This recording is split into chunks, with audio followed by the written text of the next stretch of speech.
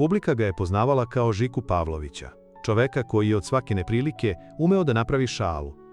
Malo ko je znao koliko je tuge stajalo iza tog osmeha. Pre nego što je postao najpoznatiji deda Jugoslavije, bio je dečak bez roditelja, fabrički radnik, student koji nije imao gde da spava, glumac ozbiljnih dramskih uloga i junak italijanskih vesterna. Zvao se Dragomir Bojanić, ali za čitavu zemlju bio je jednostavno Gidra. Rođen je 13. juna 1933. u Kragujevcu, u porodici Joce i Novke Bojanić. Imao je 2 godine starijeg brata Milomira i detinjstvo koje je počelo u Kraljevini Jugoslaviji. Porodica je prve velike gubitke pretrpela već 1941. Među ljudima streljanim u Kragujevcu bio je i Gidrin ujak Vojislav Parezanović. Naredne godine umrla je njegova majka Novka, koja je bolovala od tuberkuloze. Otac Joca bio je žandarmerijski narednik. Posle oslobođenja Kragujevca, nova vlast ga je uhapsila, a 13. marta 1945. ubijen je kao narodni neprijatelj. Dragomir je tada imao 11 godina. Kako je kasnije pričala Gidrina ćerka Jelena, dečak je stražaru nosio hranu da je predao ocu. Jednog dana ugledao je tog čoveka u očevom šinjelu. Niko nije morao da mu objašnjava šta se dogodilo. O tome kasnije gotovo nije govorio. Umesto velikih ispovesti, ostajala bi samo poneka slika. Beli pšenični hleb koji se posle rata jeo jedino za Božić, proja tokom ostalih dana i osjećaj da čovek rano mora da nauči kako se opstaje bez ičije zaštite. Završio je srednju tehničku školu. Život ga je zato najpre odveo prema sigurnom zanatu. Posle mature zaposlio se u kragujevačkoj fabrici konzervi Crvena zvezda. Kasnije se šalio da je završio konzervatorijum, samo što njegov nije imao mnogo veze sa muzikom. Gluma je u njegov život ušla kroz fabričku dramsku sekciju. Preko nje je stigao do amaterskog pozorišta Sveta Mladenović, a zatim i do Kragujevačkog narodnog pozorišta. Prvi sačuvani trag njegove pozorišne karijere vodi do 51. godine, kada je, još kao 18-godišnjak, igrao Stojana u Koštani. U pozorištu su brzo shvatili da pred sobom imaju neobičnu pojavu. Bio je visok, snažan, tamnog pogleda i prirodno primetan. Nije se morao puno isticati, da bi publika pogledala baš u njega. Ono što je tek trebalo naučiti bili su disciplina i scenski govor, kojim se dar pretvara u profesiju. Kolege iz Kragujevca nagovarale su ga da pokuša da upiše akademiju u Beogradu. Sakupile su novac, kupile mu odelo za prijemni ispit i kartu za put. U Beograd je stigao bez sigurnog smeštaja. Na prijemnom ga je zapazio profesor Raša Plaović i primio u svoju klasu. Posle ispita Plaović ga je upitao ima li gde da spava. Gidra odgovorio da ima, iako je planirao da noć provede na železničkoj stanici. Nije mu poverovao. Još pre nego što je razgovor završen, zamolio je čistačice da privremeno oslobode malu prostoriju u kojoj su držane metle i kante. Mladi student dobio je mesto da prespava dok se ne snađe. Nije to bila slika buduće filmske zvezde. Bio je to mladić sa jednim odelom, bez novca i adrese, ali sa mestom u klasi jednog od najvećih glumačkih pedagoga tog vremena. Na akademiji će pronaći i mnogo više od profesije. U Plaovićevoj klasi studirala je 2 godine starija Ljiljana Kontić. Bila je obrazovana, ambiciozna i mnogo mirnija od mladića iz Kragujevca. Dragomir ju je zvao Ljalja. Njihova veza počela je još tokom studija, u vreme kada su oboje tek učili glumački zanat. Već na prvoj godini akademije dobio je priliku da zaigra Mitketa u Koštani, na sceni Narodnog pozorišta. Bila je to uloga čoveka koji govori o mladosti koja prolazi, o životu koji je mogao biti drugačiji i o žalosti koju nikakvo veselje ne može sasvim da potisne. Bio je najmlađi glumac koji je do tada igrao Mitketa na jednoj jugoslovenskoj sceni. Za studenta prve godine to nije bila samo velika prilika.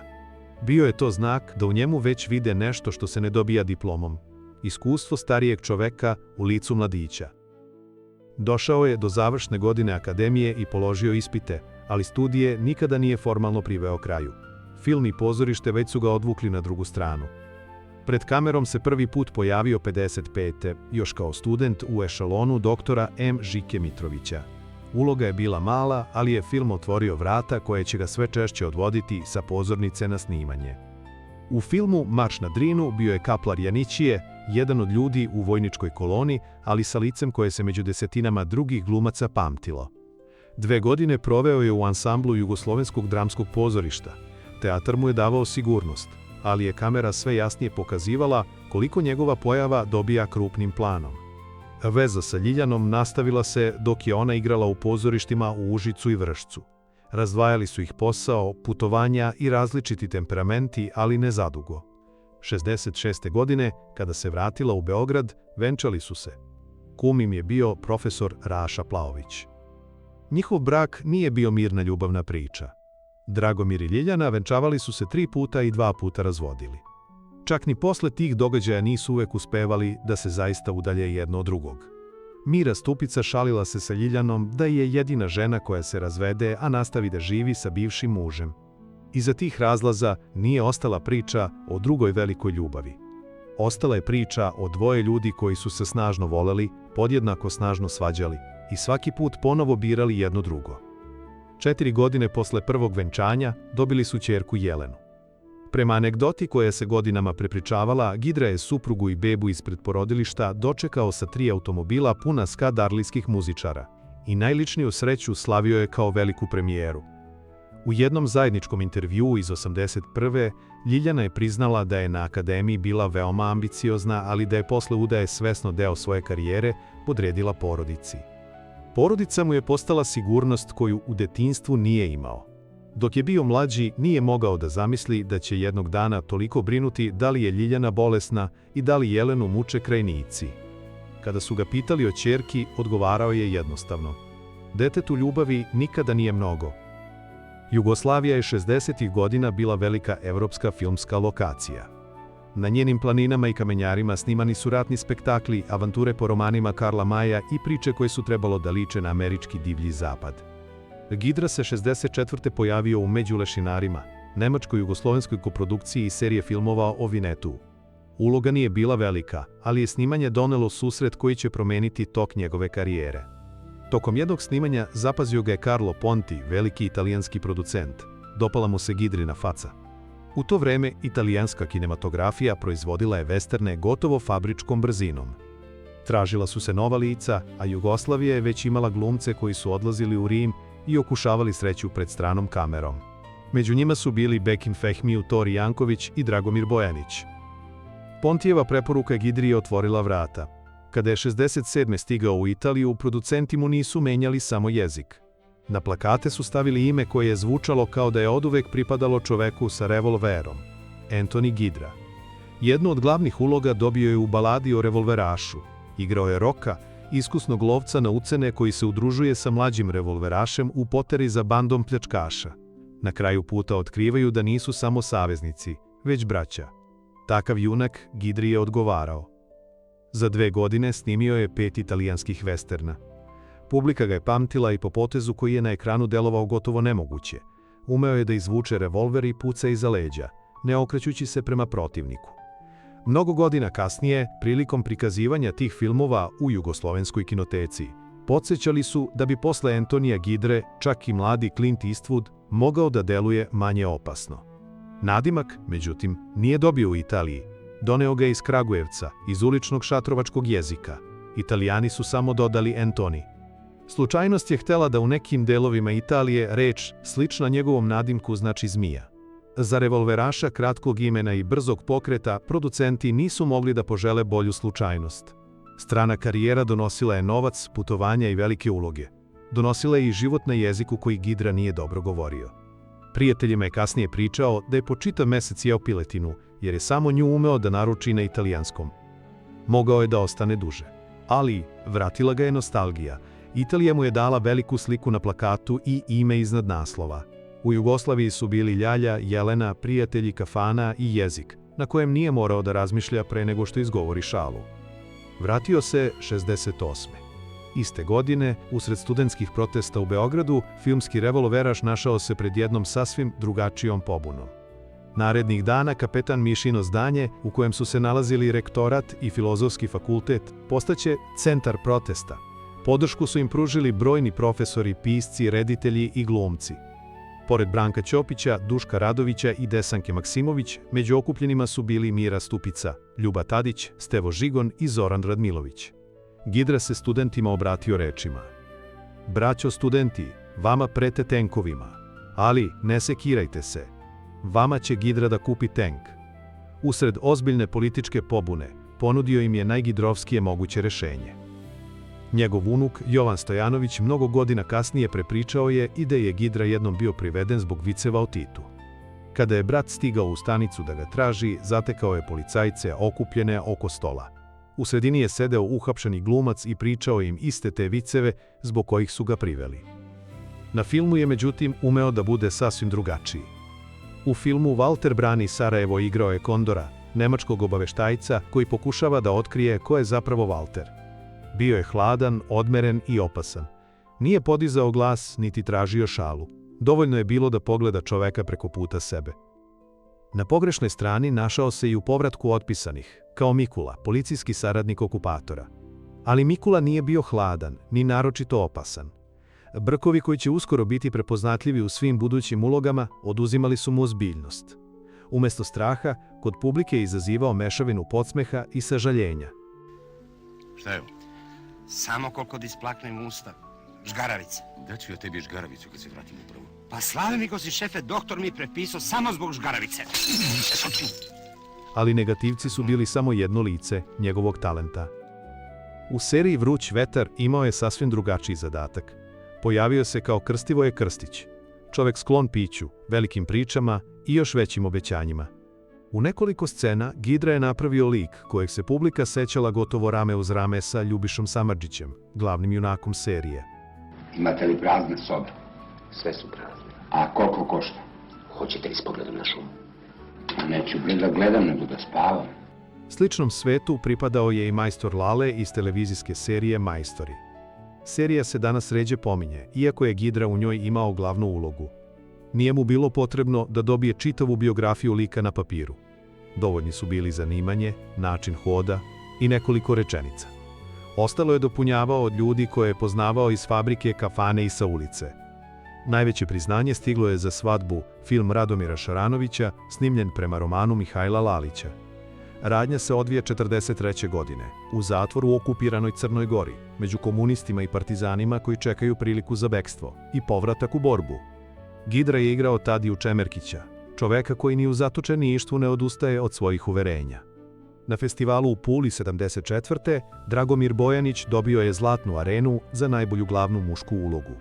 Svadba je nastala kao jugoslovensko-sovjetska koprodukcija, a u filmu je igrala i njegova supruga Ljiljana Kontić. Rad na ovom ostvarenju odveo je porodicu i do Moskve, gde je Gidra krstio ćerku Jelenu. Posle Zlatne arene izgledalo je da je pred njim vreme velikih dramskih uloga. Imao je nagradu, međunarodno iskustvo i pojavu koja je ispunjavala kadar. Scenarista Jovan Marković govorio je da je u grupnim scenama gledalac najpre video Gidru, čak i kada on nije bio njen glavni junak. Ipak, još jedan film koji bi u potpunosti pripadao njemu nikada nije stigao. Đorđe Kadijević svrstavao je Gidru u najvišu kategoriju jugoslovenskog glumišta.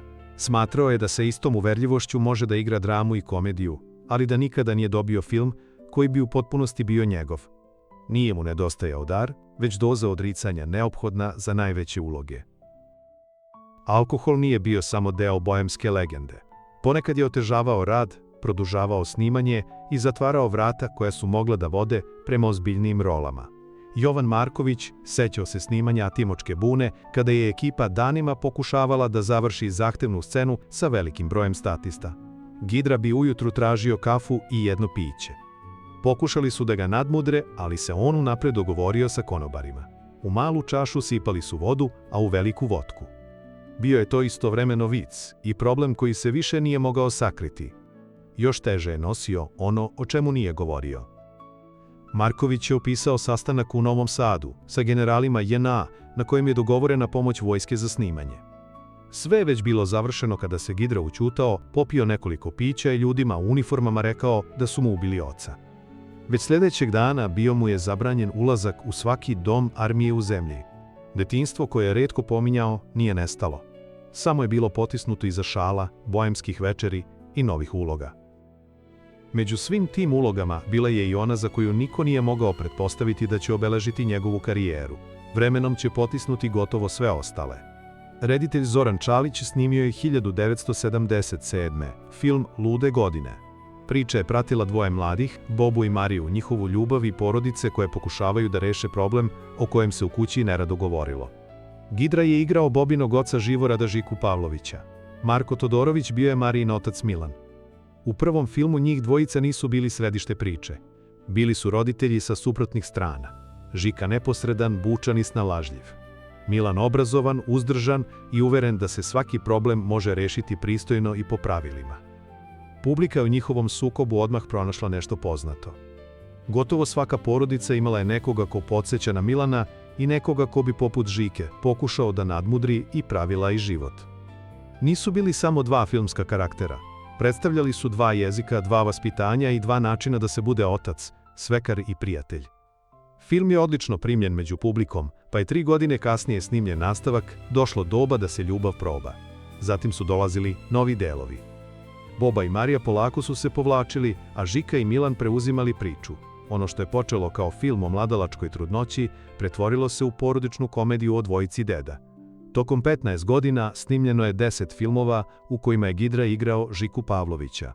7. je 85. dobio naslov Žikina dinastija, kao šalu na račun američke serije Dinastija, koju je tada gledala cela zemlja. Vremenom je publika tim imenom nazvala čitav ciklus. Kritika nije bila blaga. Zamerala je nastavcima jednostavne zaplete, ponavljanje i sve tanje scenarije. Publika je nastavila da puni bioskope. To nije bio pažljivo izgrađen filmski opus. Bio je to prostor u kojem je Gidra od nekoliko napisanih rečenica pravio čitave scene. Žika je mogao da pogrešno razume stranu reč, uđe u posao koji ne poznaje, posvađa se sa Milanom, pokuša da vaspitava mlađe i na kraju sam napravi najveći problem. U toj ulozi nije bio ni uzoran otac ni mudri deda. Bio je čovek koji se iz svake neprilike izvlačio zahvaljujući jeziku. Gidra mu je dao šumadijski naglasak kojeg se nikada nije odrekao, držanje čoveka koji ulazi kao da poznaje sve za stolom i sposobnost da repliku izgovori, tako da je publika zapamti posle jednog gledanja. Alo? Trio ja sam. Šta je? Ukočio se. Gde? U leđa. Idi, begaj. Šteta što se nije ukočio tamo gde treba. U društvu velikih glumaca bilo je dovoljno da se pojavi na vratima. Nikola Kojo, koji je u kasnijim nastavcima igrao unuka Mišu, govorio je da su ti filmovi u velikoj meri bili upravo Gidra.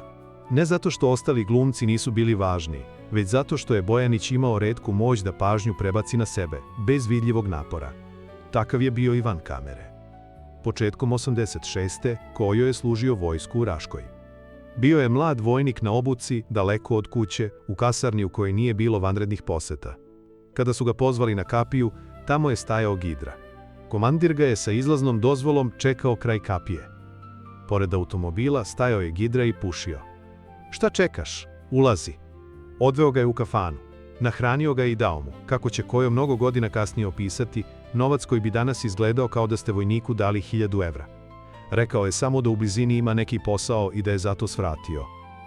Tek po završetku vojnog roka, Kojo je saznao da posla nije bilo. Gidra je tog dana vozio od Beograda do Raške samo da bi mladog kolegu izveo iz kasarne. Nikada mu to nije objasnio. Možda je upravo zato što je detinjstvo proveo bez roditeljskog oslonca, Gidra kasnije imao posebnu slabost prema mlađim glumcima. U stanu Gidre i Ljiljane vikendom su se okupljale mlađe kolege. Petar Božović, koji je i sam rano ostao bez majke i oca, njih dvoje je nazivao svojim filmskim roditeljima. Kada bi sreo njihovu ćerku, odnosio se prema njoj kao prema mlađoj sestri. Među onima čija su vrata njihovog stana bila otvorena, nalazio se i Žarko Laušević. Tokom snimanja filma Šmeker, Žarko ga je oko ponoći pozvao. Dođi ti si siguran. Bio mu je potreban neko kome veruje da će sve proći kako treba. U toj sceni Žarko se namerno baca na šine kako bi ga pregazio tramvaj kojim upravlja Gidra. Tramvaj se zaustavlja na vreme, a Žarko ostaje nepovređen. A zar si kod mene našao da pogineš? U menu ti drogiranu. Pa da si kod mene našao. Popularnost Ludih godina otvorila je još jedan deo njegove karijere. 80-ih je igrao u komedijama, televizijskim programima i filmovima sa Lepom Brenom. U show programu televizije Novi Sad 87. godine prišao je Lepoj Breni. Publika je pred sobom videla poznato lice iz Žikine dinastije i očekivala šalu. Umesto skeča, Gidra je započeo Mitketov monolog iz Koštane. Znaš li ti šta je Karaseldah. I to i težak, golem Karaseldah. Veke, o tuj boles ja volujem.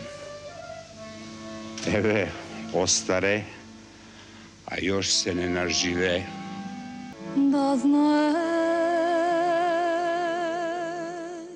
Pred publikom više nije stajao Žika Pavlović, već Mitke, uloga koju je igrao još na prvoj godini akademije. Slava ga nije odvojila od sveta iz kojeg je došao. Poznavao je konobare, radnike, vozače i ljude sa kojima filmska zvezda nije morala da sedi. Tokom jednog snimanja kod Zlatibora, 3 dana je proveo sa drvosečama u planini. Danju je sa njima odlazio u šumu po drva, a uveče sa njima pio rakiju i pevao. Njegove psovke, naglasak i kafanske navike nisu bili kostim. Zbog toga je Žika delovao poznato čak i gledaocima koji nikada nisu sreli Dragomira Bojanića. Kada su početkom 90-ih nicale male političke stranke, Gidra je govorio da poznaje više konobara nego što neke od njih imaju glasača. Umeo je da se našali, a da se pritom niko ne naljuti. Svet oko njega se ubrzano menjao, ali je njegov odgovor i dalje bila kratka rečenica koju će ljudi prepričavati. Privatno je umeo da se utiša. Nije želeo da društvo opterećuje pričom o sebi, zato je i brak sa Ljiljanom bio važniji nego što su razvodi pokazivali. Ona je čuvala kuću u koju se vraćao, poznavala njegove nagle promene raspoloženja i znala kako da iza javne buke prepozna čoveka kome je potreban mir. Gidra je, sa druge strane, razumeo cenu koju je platila njena karijera. Njihov odnos nije bio jednostavan, ali je trajao od studentske klupe do njegovih poslednjih dana. Pred kraj života nastavio je da radi. U Žikinoj ženidbi iz 92. zdravlje mu je već bilo narušeno. Poslednji film Obračun u Kazino Kabareu snimio je naredne godine. Igrao je Don Corleonea, parodiju na mafijaškog kuma. Bila je to mala, gotovo simbolična završnica. Čovek koji je nekada u Italiji bio revolveraš, a zatim postao Žika, iz karijere je izašao ulogom balkanskog Don Corleonea. Te 93. teško se razboleo. Lečen je na Vojnomedicinskoj akademiji u Beogradu, u zemlji koja se već raspadala u ratu, sankcijama i vestima o novim stradanjima. Bolest je prekinula njegov rad, ali ne i potrebu da nasmeje ljude oko sebe. U bolnicu su tada dovođeni ranjeni sa ratišta, neki od njih jedva punoletni. Kada bi čuli ko leži u toj sobi, sestre bi ih dovezle do vrata. Dežurni lekari ostajali su u hodniku, a čovek kojem je ponestajalo snage pričao je viceve. Za svakoga ko bi prišao, imao je novu priču. Takve noći ponavljale su se gotovo mesec dana. Ljude pred vratima ranije nije poznavao, nije znao odakle dolaze ni koliko ih boli. Znao je samo da im pokloni nekoliko minuta u kojima neće misliti na bolnicu i rat. Dragomir Bojanić Gidra preminuo je 11. novembra 1993. u 60. godini života. Sahranjen je u Aleji zaslužnih građana na Novom groblju u Beogradu. Ljiljana je živela još 12 godina i sahranjena je pored njega. Dragomir Bojanić jednom je rekao: "Detetu ljubavi nikada nije mnogo." To je govorio čovek koji je rano ostao bez roditelja, a zatim čitavog života okupljao ljude oko sebe i pomagao mlađima kada im je bilo najpotrebnije. Žika Pavlović doneo mu je najveću popularnost, ali ga nikada nije pretvorio u glumca jedne uloge. Iza svih tih filmskih imena, publika je pamtila jedno, koje nije pripadalo ni jednoj ulozi. Za sve nas bio je i ostao jednostavno Gidra.